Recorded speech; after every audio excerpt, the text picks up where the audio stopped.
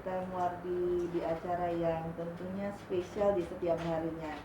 Ya, ini tentunya acara dengan tema yang selalu berganti-ganti dan dengan topik utamanya yaitu mengenai organ yang kita namakan dengan tiroid. Jadi judul acara ini yaitu Spill for the Thyroid. Ya.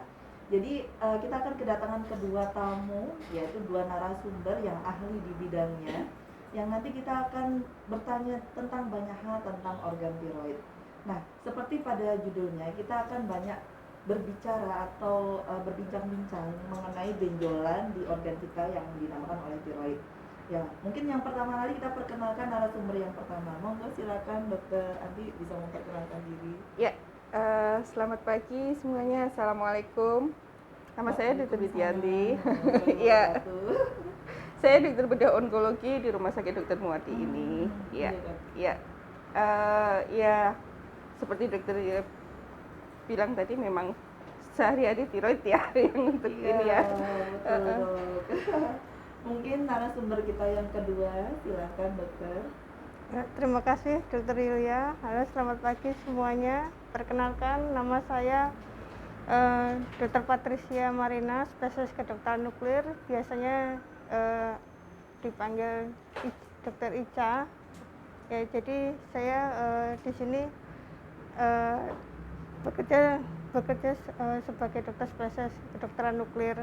Ya, memang mungkin pelayanannya belum, tapi Dokter Muardi ini menyiapkan untuk pelayanan kedokteran nuklir. Jadi saya berada di sini gitu ya.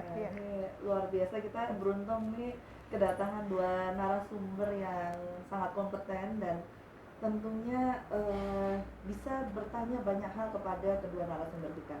Baik, mungkin nih dok, ini sudah mulai ada yang melihat kita nih dok. Mungkin kan tayangan kita yang kedua dok, khusus tentang organ yang dinamakan dengan tiroid. Mungkin bisa diceritakan atau dikasih petunjuk dok, yang namanya tiroid itu apa dokter Andi? Ya, tiroid itu sebenarnya merupakan suatu organ ya, dengan istilahnya organ-organ vital, karena semua aktivitas dari tubuh kita itu sumbernya dari tiroid. Dalam arti tiroid akan menghasilkan hormon yang untuk aktivitas kita hidup, untuk aktivitas untuk metabolisme seluruh tubuh. Nah, sebenarnya banyak gangguan-gangguan yang bisa terjadi untuk tiroid sendiri. Gangguan metabolisme juga bisa, gangguan karena anatomi tiroidnya sendiri. Nah, kalau anatomi tiroidnya ini yang nanti mesti lebih ke arah ganas atau tidak, begitu. Iya. Nah, kadang nih dok, banyak nih kan pasien-pasien kadang kami di penyakit dalam kan kadang suka pasien mungkin orang awam ya dok, itu datang dengan dok, kenapa ya leher saya ini kok membesar, saya seperti itu. Nah, tiroid itu letaknya di mana dokter? Iya. Tiroid sebenarnya letaknya di leher ya, leher kalau leher di depan, pas di depan ini. Jadi sebenarnya kita bisa meriksa sendiri ya, tiroid kita membesar atau enggak, itu kita dengan berdiri di depan cermin, kemudian kita menelan ya. Menelan, ada nggak gerakan yang ikut kayak benjolan yang ikut menelan itu? Kalau itu ikut menelan berarti memang tiroid kita membesar. Cuman memang tiroid membesar belum tentu itu suatu kelainan. Ya.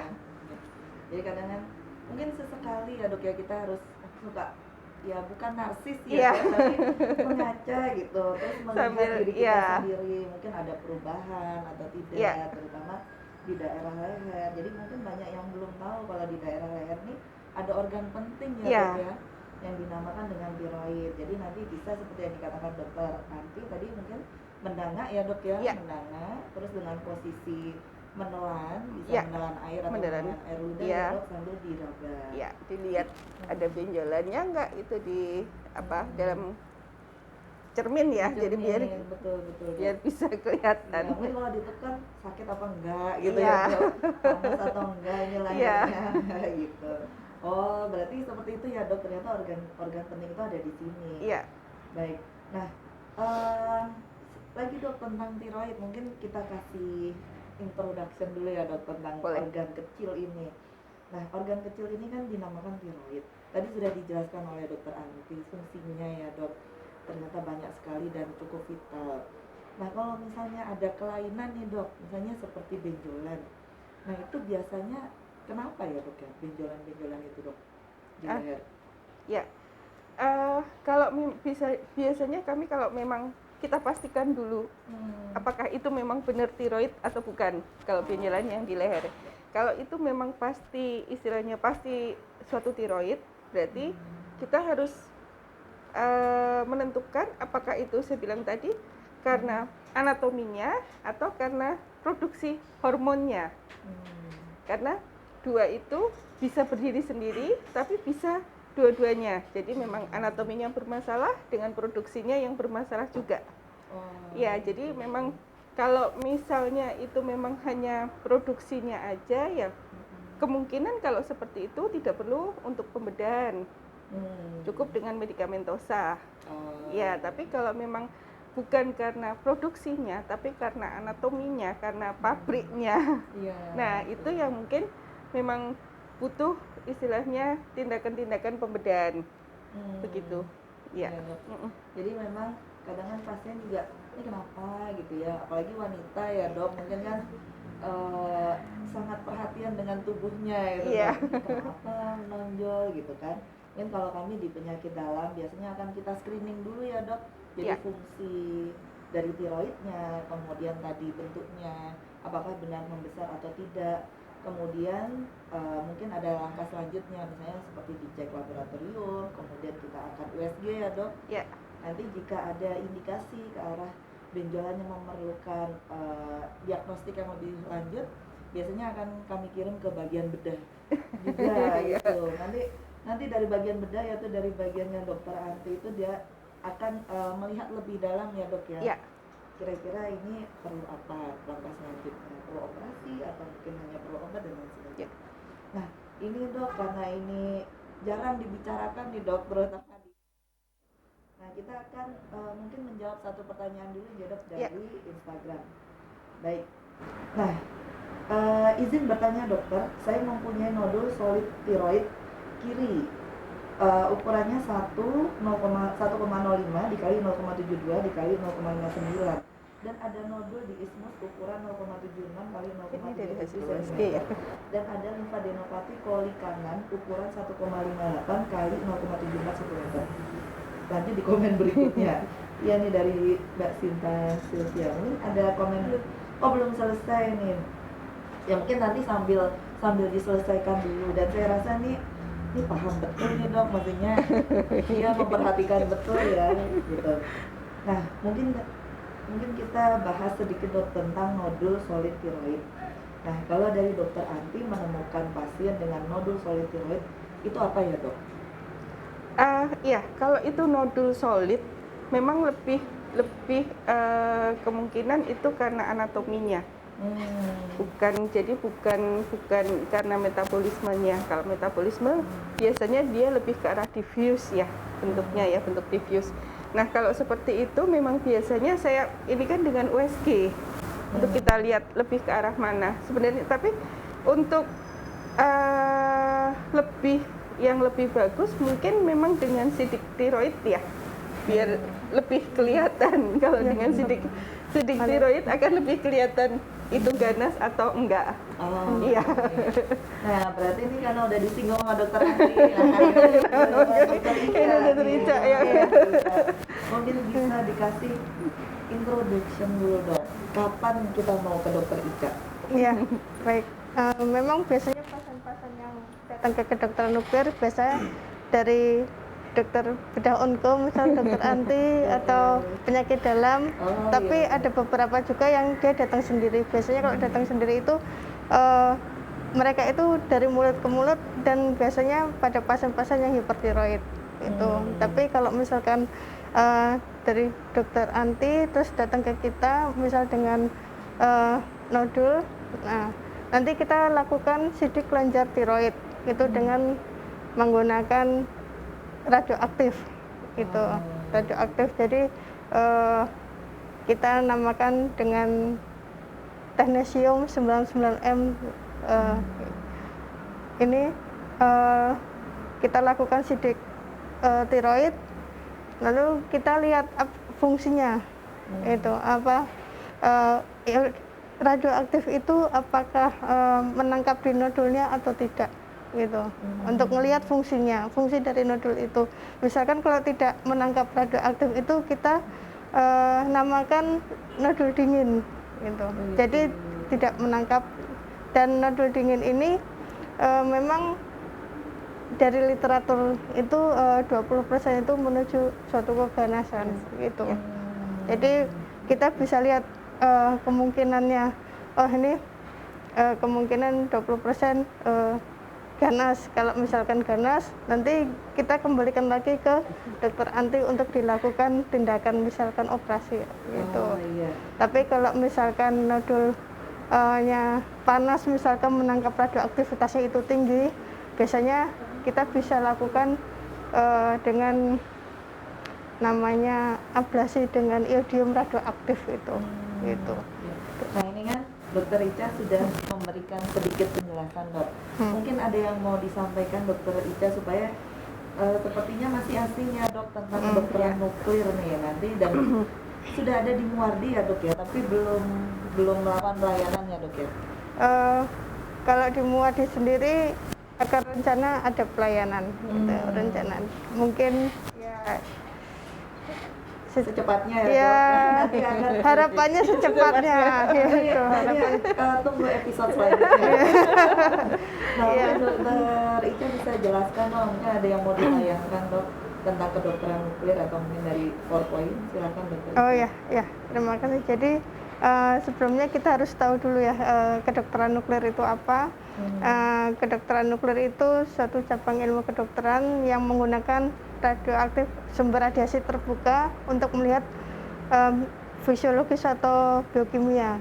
Jadi kita melihat fungsinya. Mungkin kalau di kita menggunakan, kenapa dibilang sumber radiasi terbuka, karena kita yang menyuntikkan radioaktif itu ke pasiennya gitu. Jadi bukan alatnya, bukan kameranya yang mengeluarkan radiasi, tapi pasiennya yang kita masukkan radiasi itu, lalu kita lihat di bawah kamera ini radioaktifnya kemana aja gitu. Jadi dan memang lebih banyak memang pada kasus-kasus tiroid yang datang ke kedokteran nuklir gitu ya.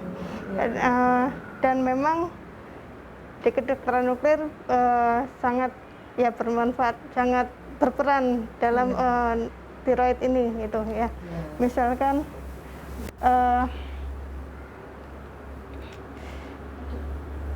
ini kita lihat fungsi dari kelenjar tiroid, sidik tiroid yang kita lakukan di kedokteran nuklir gitu. Jadi misalkan ada nodul datang ke kedokteran nuklir, kita bisa melihat apakah untuk menentukan ini penyebabnya apa. Misalkan pada tirotoksikosis penyebabkan kan kebanyakan pada Graves disease gitu. Nah, kita bisa ngelihat, atau memang ada nodul. Nah, nodulnya itu yang tadi kita sebutkan, kalau memang ada nodul apakah itu nodulnya panas atau dingin gitu. Kalau memang dingin ya kemungkinan ganas gitu. Terus pada kalau memang sudah dilakukan dokter anti, misalkan dioperasi ternyata memang terbukti ganas, untuk melihat apakah masih ada sisanya atau tidak, kita juga bisa lakukan sidik tiroid lagi. Kalau misalkan masih ada sisanya, nanti untuk menghilangkan sisa keganasan itu kita bisa lakukan terapi ablasi dengan menggunakan iodium radioaktif itu gitu. Jadi yang mungkin tersisa dari operasi atau misalnya tidak bisa diangkat ya, Dok, bisa diberikan tambahan radio. Ya mungkin kalau di bedah kan yang diangkat itu kan secara kasat mata ngelihat nggak ada. Kalau sudah kita ngelihat dari mata kita kan diangkat udah nggak ada. Tapi kan kalau misalkan di scan, oh ternyata masih terlihat Kecil-kecil. Iya, jadi iya, Jadi harapannya benar-benar tuntas ya dok, Iya. ya, bersih gitu ya. iya Nah betul. mungkin ada lagi dok mau disampaikan dok? Iya, kemungkinan itu. Dan selanjutnya misalkan pada gambar ini pada yang tiroid kita lakukan scan seluruh tubuh gitu kan. Setelah misalkan sudah dioperasi untuk menghilangkan sisa di dalam tiroid, kita lakukan ablasi. Sebelum pulang pasiennya kita lakukan scan dulu untuk melihat, dan ternyata misalkan masih ada sisa. Lalu kita nanti biasanya cek lagi untuk pemantauan terapinya. Misalkan 6 bulan kemudian kita cek lab gitu. Apakah ini akan diablasi lagi atau tidak, kita bisa lihat dari situ. Lalu kalau misalkan kita ablasi lagi, kita lakukan nanti sampai gambar misalkan ini pada bulan April 2003 ini, pada pasien ini ternyata di lapang tiroidnya sudah bersih ya. Jadi nanti tinggal pemantauan lagi. Jadi pemantauan tidak perlu di terapi ablasi lagi gitu. Jadi terapi ablasi iodium radioaktif itu bisa dilakukan untuk pasien-pasien kanker tiroid dan hipertiroid gitu. Kalau baik. ya. Berarti ini ya dok, memang kita itu nggak bisa bekerja sendiri ya dok. Iya. Kami dari penyakit dalam juga, kalau misalnya sampai pasiennya perlu operasi untuk kasus-kasus tiroid, saya konsulkan dokter Anti. Dokter Anti memerlukan konsultasi yang lebih dalam. Balik lagi Setelah ke konsultasi sini. konsul dokter Ica. Jadi dokter Ica Nanti konsul lagi ya. iya, jadi nanti dikembalikan lagi pasiennya ke dokter Iya. Anti atau ke dokter Iya. Yulia gitu. Jadi justru dengan seperti ini ya dok, kita seperti tim. Iya. Iya. Ya, jadi maksudnya kepada masyarakat itu dengan banyak dokter itu sebenarnya kita malah lebih holistik. Jadi kita bekerja secara tim, jadi tidak fokus pada satu hal, tapi kalau bisa semua pasien itu kita lihat. Jadi penyakit ini lebih lengkap data yang kita dapatkan. Supaya pasien tentunya harapannya lebih baik dan sembuh seperti sedia kala. Baik, mungkin yang lanjutan tadi ya dok, yang dari Instagram. Nah ini dari Sinta Sylvia, tadi kan sudah dijelaskan dok ukurannya. Nah ini benjolan saya tersebut belum dapat dilakukan FNAB karena masih terlalu kecil. Saat ini disarankan minum levothyroxine 50 mikrogram selama 3 bulan. Lalu USG ulang, kira-kira bagaimana? Apakah ada kemungkinan ganas? Silahkan dokter. Ya, kalau dari hasil USG ya tadi ada tiroidnya solid, kemudian terlalu kecil. Kalau untuk FNAB, mungkin kalau misalnya terlalu kecil bisa dikerjakan dengan guiding USG ya. Biasanya kalau yaitu kerjasama antara dokter patolog dengan dokter dari radiologi untuk dilakukan FNAB secara guiding USG ya. Kemudian kalau untuk minum obat ya, untuk obat itu ini datanya mungkin kurang lengkap ya, kita nggak tahu. Sepertinya belum di. Iya, nggak ada untuk sudah pernah dicek untuk fungsi tiroidnya atau belum, jadi indikasi untuk minumnya saya kurang tahu ya apa untuk anunya ya.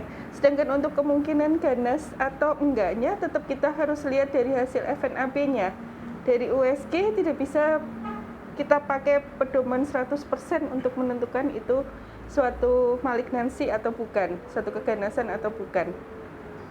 Mungkin itu ya dokter Yulia ya yang bisa saya jawab untuk Mbak Sinta Sylvia. Betul. Jadi memang ada tahapannya ya dok ya. Ya. Kalau terlalu kecil, apakah perlu modalitas yang lebih canggih? Misalnya dengan menggunakan USG gitu untuk mengambil jaringan-jaringannya. Kalau misalnya tidak bisa juga, ya mungkin kita evaluasi dulu ya. Ya. Evaluasi apakah ada pembesaran atau tidak. Ya mungkin seperti itu. Nanti bisa dikonsultasikan langsung ke Muardi jika ada yang masih ingin ditanyakan atau masih ada problem. Baik, kita lanjut ke pertanyaan di Facebook. Sepertinya banyak juga nih dok. Nah ini Dari Ibu Endah Rahmawati. Izin bertanya dokter, saya Endah dari Sragen, penyintas autoimun RA. Saya juga didiagnosis multiple nodule tiroid TIRADS 4A dari hasil USG dan sudah cek lab. Saya pasien RS Muardi. Yang ingin saya tanyakan, apa tiroid TIRADS 4A itu? Selanjutnya apa tindakannya? Ya, mungkin dokter Anti dulu, setelah itu dokter Ika. Ya. Ini lebih ke arah radiologi ya. Betul, radiologi. Kurang aja dokter Ica aja yang jawab ya. Iya. Kalau saya menjawabnya yang selanjutnya apa tindakan? Iya, ini kan dengan diagnosis multiple nodule tiroid, multiple nodule tiroid dan sudah cek lab. Kita lihat cek labnya, misalkan kadar hormon dan TSH-nya itu berapa, gitu kan. Jadi kalau misalkan menuju ke hypertiroid atau hormonnya tinggi, kalau di kedokteran nuklir dilakukan sidik tiroid, Nanti misalkan kalau menunjang, ini multinodular tiroid, menunjang untuk nodul yang toksik, kita bisa lakukan ablasi itu tadi itu. Jadi kalau misalkan untuk terapinya kita ngelihat dari cek lab, hasil labnya itu, dan dari hasil sidik tiroid, skintigrafinya tiroid itu. Mungkin bisa dijelaskan dok, TIRADS itu apa dok? Ini ya Klasifikasi gambaran pada USG ini memang sebenarnya di bidang radiologi gitu, karena kita jarang biasanya kalau pasien-pasien yang memerlukan gambaran anatomikal untuk melihat misalkan anatomi pembesaran atau ada vaskularisasi, kita lakukan USG di bagian radiologi itu. Dan itu jadi memang kita beda radiologi dan kedokteran nuklir, kita ngelihat fungsinya, kalau radiologi anatominya. Jadi ya mungkin dokter Anti bisa menambahkan. Ya. Kalau seperti dokter Ica tadi bilang, memang untuk TIRADS ini itu istilahnya suatu istilah di radiologi tentang gambaran-gambaran USG dari tiroid gitu. Jadi kalau memang TIRADS 4, jadi TIRADS kalau nggak salah dari 1 sampai 4A ya itu klasifikasinya. Ya. Dan memang semakin tinggi memang lebih curiga itu suatu malignansi. Tapi curiga loh ya. Bukan pasti kalau saya bilang, karena USG itu kita kan hanya melihat dari luar ya, dari luar. Padahal kalau itu suatu malignansi, kita harus lihat dari dalam arti kita harus lihat selnya. Tetap harus dengan kita ambil dengan FNAP, core biopsi, atau memang kita harus ambil seluruhnya baru kita bisa menentukan itu suatu malignansi atau bukan. Seperti itu. Ya, jadi itu tadi jawabannya ya Ibu Endah. Jadi memang kalau misalnya biasanya akan seperti itu ya dok, kalau ada pembesaran mungkin curiganya kok lebih dari 1, nah itu saya dokter akan menyarankan untuk USG. Nah nanti dari hasil USG biasanya kalau kemungkinannya ke arah tumor yang misalnya entah jinak entah ganas, akan ada tulisan TIRADS ya dok ya. Nah itu nanti bisa dibawa kembali ke dokter dan dikonsultasikan. Jadi memang TIRADS itu suatu klasifikasi. Ya dok. Ini ada kemungkinan dari jinak apakah sampai ganas seperti itu. Ya baik, terima kasih pertanyaannya. Ini sekalian kita lagi yang di Facebook. Ini dari Ningswit. Nah, pagi dokter, saya kena hipertiroid dari 2011 sampai sekarang. Makin membesar, apakah selain operasi bisa diterapi dok? Nah ini mungkin agak kurang lengkap ya dok ya. Hipertiroid ini kan sebenarnya suatu gejala ya dok, gangguan fungsi. Nah tapi penyebabnya apa? Nah ini mungkin harus dijelaskan lagi Ibu Ning, karena nanti tiap penyebab ini akan berbeda-beda. Nah tapi mungkin bisa dijelaskan dokter Andi, hipertiroid itu biasanya pada penyakit yang seperti apa? hipertiroid berarti lebih ke arah metaboliknya ya, metaboliknya. Biasanya memang kalau itu metaboliknya ya mau nggak mau hanya obat sebenarnya ya yang bisa. Kecuali kalau pertanyaannya malah saya balik, ya sebenarnya bukan hipertiroid. Ada nggak selain operasi? Malah kebalik, kalau hipertiroid itu kan pengobatannya yang medikamentosa, obat-obatan. Kecuali kalau hipertiroid yang sudah gagal dalam medikamentosa pengobatan, dia masih membesar, nah baru kita kerjakan operasi. Seperti itu. Jadi bukan dibalik ya. Kalau itu saya bilang pertanyaannya mungkin kebalik ya. Ya, Jadi mungkin belum lengkap. iya, anjir. Nah, ya mungkin Dokter Ica bisa ditambahkan. Dok. Ya, memang kalau di guideline itu memang mungkin kalau ibu ini kan udah bilang hipertiroid, mungkin dia sudah cek lab, mungkin hormon tiroidnya mungkin tinggi, TSH-nya rendah. Memang kalau di ini awal hipertiroid itu memang dengan medikamentosa sampai kalau di guideline itu ini dari 2011 ya. Kalau di guideline itu 12 bulan sampai 18 bulan. Itu setelah itu kita pantau, cek lab lagi, lalu dilanjutkan dengan medikamentosa, dicek 1 tahun kemudian.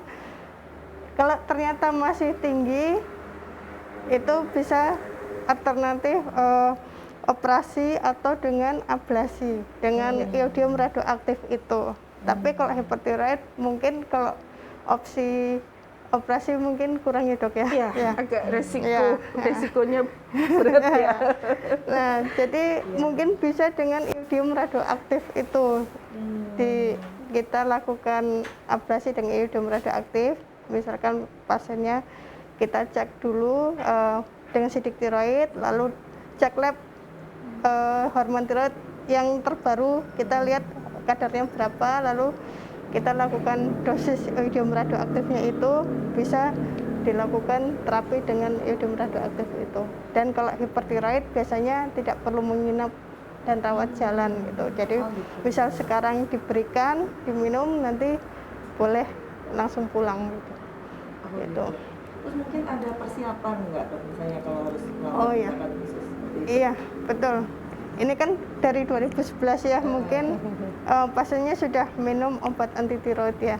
Itu biasanya kalau untuk kita mau lakukan ablasi, obat itu dihentikan terlebih dahulu. Misal 3 bulan sampai 3 hari dihentikan, lalu kita cek lab itu, terus dan apakah ini kan pada wanita biasanya kalau iodium radioaktif ablasi itu kontraindikasinya jangan diberikan pada ibu hamil dan menyusui itu, atau pada wanita yang memang rencana untuk hamil 6 bulan kurang dari 6 bulan, jadi itu jangan tidak dilakukan ablasi itu gitu. Jadi kalau misalkan ibunya ini tidak sedang hamil atau menyusui, bisa dilakukan ablasi dengan iodium radioaktif itu. Bisa ya dok? Bisa. Untuk anak-anak sama orang tua juga bisa dok? Kalau hipertiroid biasanya yang ini bisa bisa ya? Bisa ablasi. Terus di rumah aktivitas biasa dok? Biasanya kita edukasi kalau pulang ke rumah selama 3 hari ini tidak dekat-dekat dengan ibu hamil atau menyusui atau anak kecil gitu. Ya, kita memang belum ada penelitiannya dampak misalkan kena radioaktif pada lingkungan sekitar, itu belum ada, tapi kita hanya menghindari aja, jangan sampai nanti kalau kan kita juga tidak mau disalahkan juga, oh ini karena habis diablasi ini dekat ini, nanti ya gitu, jangan sampai ada omongan yang gimana, jadi kita hindari aja gitu, gitu untuk pencegahan aja gitu. Ya mungkin tadi jawabannya ya, nanti kalau masih ingin bertanya bisa langsung ketemu kami di Muardi ya dok ya, bertanya lebih lengkap ya, mungkin di Instagram dok. Tadi menyambung yang hipertiroid ya dok. Kalau hipertiroid ini biasanya penyakitnya apa penyebabnya gitu kan dok. Nah ini dari ada Ellen nih. Ada Ellen nih. Nah selamat pagi dokter Andi. Saya adalah pasien hipertiroid grave disease. Pertanyaan saya, apakah gangguan hormon tiroid ini mempengaruhi hormon estrogen? Oh, jadi hormon tiroid apakah mempengaruhi hormon estrogen? Ada nggak, dok? Sebenarnya tidak hanya hormon estrogen dalam keseluruhan estrogennya ya, tapi karena hormon istilahnya hormon tiroid itu dia yang akan menggerakkan semua metabolisme tubuh kita semuanya. Kalau ada gangguan di situ, otomatis semuanya juga akan terganggu, termasuk kesuburan, termasuk hormon-hormon yang lain juga akan menurun. Jadi, Seperti itu. Jadi pasti ya, dok. Iya, Ya, kemungkinan pasti. besar pasti akan mempengaruhi organ tubuh yang lain, Iya. ya, dok ya. Oke. Jadi itu mungkin jawabannya. Kita lanjut lagi, dok, di bawahnya. Dari Tasya Nuri. Selamat pagi, dok. Izin bertanya, jika hormon tiroidnya tidak ganas, tapi memproduksi hormon terlalu tinggi, apakah harus dilakukan pembedahan? Terus efek bedah tiroid sendiri itu apa? Nah, ini mungkin, dok. Ya, mungkin harus diluruskan dulu ya. Iya, Hormon betul. tiroid tidak ganas. Kalau hormon tiroid memang tidak ganas. Jadi, Iya, jadi iya. seperti saya bilang tadi, kalau hormon tiroid itu dari produksi dari tiroidnya. Ada berlebihan atau tidak, tinggi atau enggak. Kalau ini berarti tinggi kan. Nah, terus apakah memang harus dilakukan pembedahan? Kan tadi sudah dijawab ya, berarti tidak perlu sebenarnya. Asal itu bisa dengan medikamentosa, itu sebenarnya memang tidak kita kerjakan operasi. Mungkin nanti kalau bisa dengan di ablasi ya. Ya, bisa juga. Iya, jadi nggak perlu. Kemudian apalagi tadi ininya. Efeknya, dok, kalau saya sampai Kalau untuk operasi. operasi tetap, karena tetap ada efeknya. Apalagi di bawah tiroid itu kan hormon organnya nggak begitu besar, tapi terletak di tempat-tempat yang semua fungsi hidup kita ada di sana. Oh. Jadi tetap ada risikonya, karena ada untuk saluran napas ada di situ, saraf untuk kita bernafas, kemudian ada pembuluh darah utama juga di situ. Jadi tetap ada resikonya. Tetap ya, dok. Iya, tetap resikonya tetap ada. Ya, Iya. jadi memang untuk operasi tiroid juga perlu persiapan ya, dok, Iya. ya.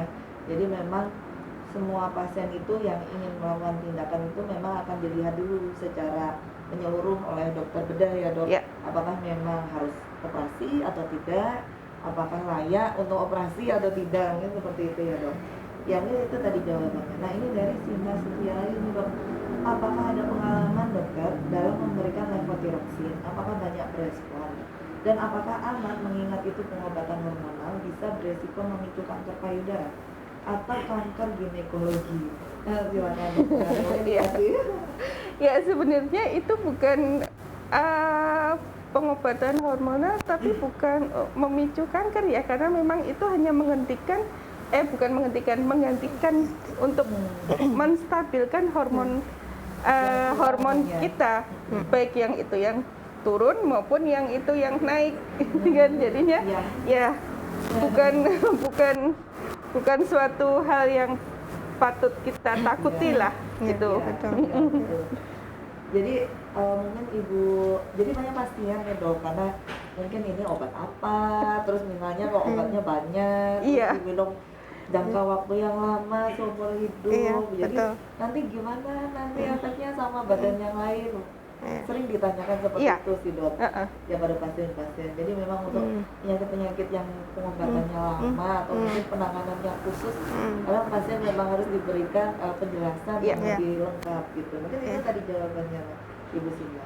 Iya. Kita balik lagi ya, dok, ke Facebook ini.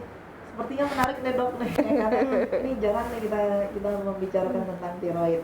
Nah, ini dari Sulistiorini, Ibu Sulistiorini. Terima kasih, Ibu. Izin bertanya, dokter, apakah setelah menjalani terapi ablasi, pasien harus menjalani isolasi, dokter, terkait dengan radioaktif? Mohon penjelasannya, terima kasih. Ini mungkin tadi yang nyambung itu, dok. Iya. Oke. Ini Oh ya, sekalian, dok, saya pasien Graves disease dan sudah tiroidektomi bulan Februari 2022 di RSUD Dr. Nawadi. Oh, jadi dia sudah tiroidektomi. Berarti indikasinya, dok, kira-kira perlu nggak, dok? Silakan, dokter Ibu. Iya, baik. Ini pasien Graves disease dan sudah operasi ya. Ya. Iya, mungkin kita walaupun sudah dioperasi juga kita cek hormon tiroid. Mungkin kalau misalkan ini tiroidektominya apakah semuanya atau hanya kan kelenjar tiroid itu kan dua ya. Itu seperti kalau gambar itu seperti kupu-kupu, apakah memang itu diambilnya itu satu atau semuanya gitu. Jadi kita ngelihat karena ini Graft disease, kita lihat apakah hormonnya bagaimana gitu, apakah masih tinggi atau sudah misalkan normal. Kalau misalkan hormonnya normal ya kita pantau-pantau saja itu hormonnya itu apakah, kalau misalkan nanti ternyata hormon tiroidnya rendah ya kita berikan hormon tiroid pengganti levothyroxine itu gitu ya. Kalau misalkan itu pertanyaan yang mungkin sampai kapan harus radioaktif, terus apakah harus isolasi dokter saya sampai radioaktif? Ini terapi ablasinya pasien itu pada pasien apa itu kan. Kalau misalkan pada pasien hipertiroid tidak dilakukan isolasi, rawat inap yang diisolasi sendiri gitu kan. Ya. Tapi kalau pada pasien-pasien yang CA tiroid, karena itu membutuhkan iodium radioaktif yang cukup tinggi, kita membutuhkan isolasi. Nah, jadi kita di sini di Muardi itu nanti rencana di kedokteran nuklir ada 10 rawat inap dokter. Itu untuk isolasi mandiri itu. Jadi satu pasien satu ruangan itu. Jadi memang pasien-pasien di kedokteran nuklir kalau yang rawat inap itu keadaan umumnya itu harus bagus dan mandiri, karena kan kita lakukan isolasi sendiri di sana, jadi dia bisa beraktivitas sendiri gitu kan. Beda dengan mungkin di penyakit dalam atau di tempat lain, kalau misalkan pasien rawat inap itu kan yang ya mungkin memang butuh ini ya bantuan orang lain. Tapi kalau di kedokteran nuklir itu biasanya keadaan umumnya bagus gitu. Ini pertanyaan yang biasa ditanyakan dong. Kalau operasi ditanggung BPJS dok? Ya. Kalau mau ablasi ditanggung dok BPJS? Dokter Ica, apakah ditanggung BPJS? Biasanya iya ya. Setahu saya ablasi hipertiroid atau CA-tiroid itu ditanggung BPJS. Masih masuk ya dok? Masuk. Ya. Ya. Jadi jangan takut untuk berobat ke Muardi. Insya Allah semuanya bisa ditangani dan bisa ditanggung ya dok. Iya, betul. Nah ini mungkin satu pertanyaan lagi dok, karena keterbatasan waktu kita. Dan terima kasih pada yang bertanya, Sobat Muardi, tidak bisa kami bacakan semua karena ini memang sangat menarik. Mungkin akan dijadikan season kedua yang nanti akan lebih dalam lagi dan lebih jelas lagi. Baik, ini terakhir dok dari Wina Asri. Assalamualaikum dokter, selamat pagi. Saya penyintas autoimun dengan SLE, RH, Sjogren syndrome, HNP spondylosis. Apa gejala tiroid yang khas dok? Apa adanya benjolan di leher adalah suatu tanda yang khas? Karena saya sering mengalami tremor berat, brain fog, telapak tangan sering selalu berkeringat. Sudah dilakukan cek TSH FreeT4 mengalami peningkatan dan penurunan FreeT4, tapi tidak ada benjolan dok, tapi sulit menelan. TSH-nya terjadi penurunan dok. Apa itu bisa mengarah adanya gangguan tiroid? Silakan dokter. Ya. Untuk misalkan gejalanya ada tremor, telapak tangan sering berkeringat dingin ya. Ini memang kalau dari dilihat gejala-gejalanya memang mengarah ke hipertiroid. Tapi kita cek lagi juga ini cek TSH, FT3 dan FT4-nya. Apakah pada saat cek lab itu apakah mengkonsumsi obat-obatan anti tiroid atau hormon tiroid yang mempengaruhi mungkin dari hormonnya itu. Jadi mungkin untuk lebih jelasnya bisa dicek ulang dan kalau misal kedokteran nuklirnya sudah ada, mungkin di pelayanan di Muardi bisa kita lakukan sidik tiroid untuk lebih jelasnya gitu. Iya. Nanti bisa mengarah pasti oh ini memang mengarah ke hipertiroid atau bukan gitu. Jadi kalau misalkan dari gejalanya sih bisa mengarah ke gangguan Bisa ya, tiroid, ya. gangguan tiroid ya gitu. Ya, tapi memang dari fungsinya sudah dijelaskan memang ada peningkatan dan penurunan ya dok ya. Jadi memang kemungkinan Iya. memang ada. Iya. Nah, ini mungkin penyebabnya apa perlu dilacak juga, Iya. nanti bisa konsultasi lebih dalam ke Mungkin bisa dari obat-obat yang dikonsumsi kan bisa ya. bisa. Kan beliau Biasanya dengan kalau beberapa steroid ya dok Iya. ya. Steroid. Oh iya. Baik. Oh, ini masih diberi kesempatan dok. Satu pertanyaan lagi dari ada Ellen nih. Nah, baik, terima kasih. Mohon izin menyampaikan pertanyaan kedua untuk Dr. Patricia. Saya hipertiroid sejak 2013 dan terapi obat dan sudah implan ICD pacemaker akibat hipertiroid. Apakah bisa dok dilakukan ablasi iodin? Iya. Kemudian lanjutannya untuk cerita 4 cenderung stabil, akan tetapi TSH-nya rendah, berhenti atau stuck kurang dari 0,05 padahal saya tertib minum obat. Silakan dok. Iya. Oke, ini obat ya. Karena di mindset saya, misalkan obat berarti kalau obat itu kan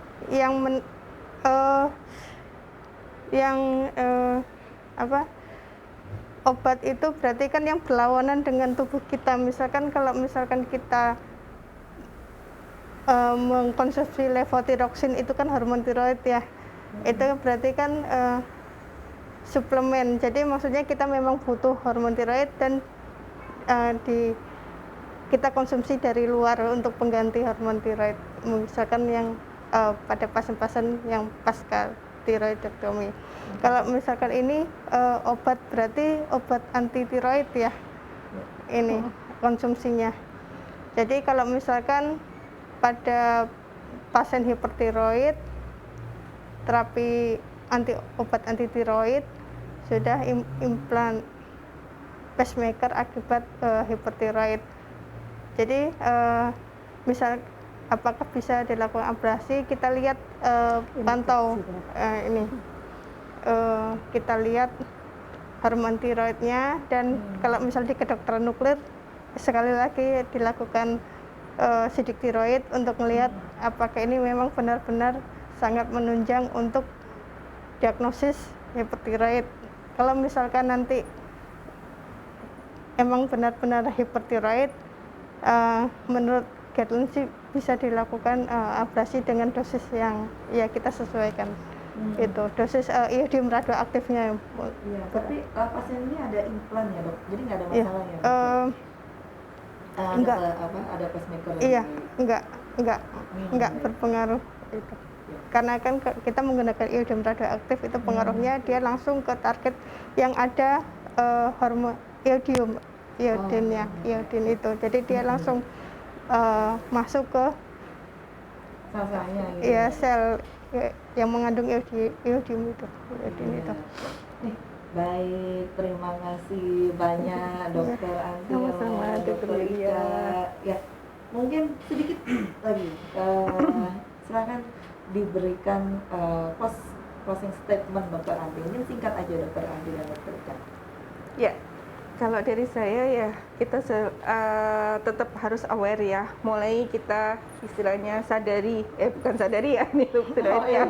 Untuk ya kita cek untuk tiroid kita sendiri pada saat kita setiap hari, paling enggak kan setiap hari kita ngaca. Kita lihat ada pembesaran atau enggak, aman enggak untuk tiroid kita. Ya. Hanya itu aja kalau dari saya. Baik, jadi kita screening awal ya dok, Iya. sekarang kampanye kita. Silakan Dokter Ika. Iya, terima kasih. Saya hanya menambahin yang disampaikan Dokter Anti aja. Mungkin kalau sesudah dilakukan screening sendiri, oh ternyata kalau misalkan ada suatu benjolan, jangan segan-segan untuk datang ke rumah sakit Muardi. Ya. Terima kasih kepada kedua narasumber kita. Jadi mungkin nanti untuk sobat Muardi yang belum atau tidak bisa mengikuti acara kita dok, nanti bisa mengikuti hasil rekaman live streaming pada hari ini di Facebook maupun di YouTube RSUD Dr. Muwardi. Tapi jangan lupa untuk like, follow, subscribe, and share untuk ke keluarga terdekat dan sobat-sobat Muwardi lainnya supaya bisa mendapatkan ilmu yang sama. Jadi semua yang kita sampaikan bisa menyebar ke masyarakat dan insya Allah bermanfaat ya dok. Insya Allah semoga berkah untuk kita semua. Baik, terima kasih. Kita tutup Terima kasih acara kita pada hari ini. Terima kasih yang sudah mengikuti dan mengajukan banyak pertanyaan. Saya sebagai moderator dan host izin pamit. Kita akan berjumpa di lain waktu dengan judul dan narasumber yang tentunya tidak kalah menarik. Wassalamualaikum warahmatullahi wabarakatuh. Terima kasih.